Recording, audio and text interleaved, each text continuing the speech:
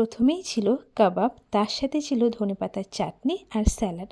High, আমি অনন্যা, চলে গেছিলাম আবারও একটি বিয়েবাড়িতে। আর আজকে দেখাবো ডিনার টেবিলে সেখানে কী কী খেয়েছিলাম। কাবাবটি খেতে কিন্তু বেশ ভালো ছিল। তারপরেই চলে এসেছিলো কুলচা আর তার সাথে ছিল চানা। এই চানাটা কিন্তু মিষ্টি হয়ে গেছিলো, তাছাড়া খেতে ভালো ছিল। তারপরেই চলে এসেছিলো বাসন্তী পোলাও আর তার সাথে ছিল চিকেন কষা। চিকেন কষার স্বাদটি কিন্তু জাস্ট অসাধারণ ছিল।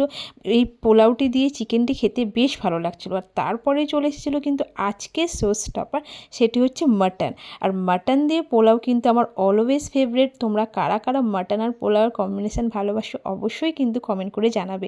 এর আগেও আমি বলেছি এই খাবারটি পেলে আমার আর কিচ্ছু চাই না। মাটনটি হয়েও ছিল তেমনই টেস্টি, তেমনই গরম আর তেমনই নরম। দেখো, সেকেন্ড টাইমও নিয়ে নিয়েছিলাম বেশ অনেকটা মতো মাটন, আর পড়েছিল আমার এত সুন্দর একটা নাল্লি পিস। এটি পেলে তো মনে হয় এখানেই স্বর্গ। তোমরা কারা কারা আমার মতো এই পিসটি সবথেকে বেশি পছন্দ করো সেটা কিন্তু অবশ্যই কমেন্ট করবে। আর এরম ভিডিও দেখার জন্য কিন্তু অবশ্যই আমার চ্যানেলটিকে সাবস্ক্রাইব করতে হবে। চাটনি যেহেতু আনারসে হয়েছিল খাইনি, আর একটি সন্দেশ।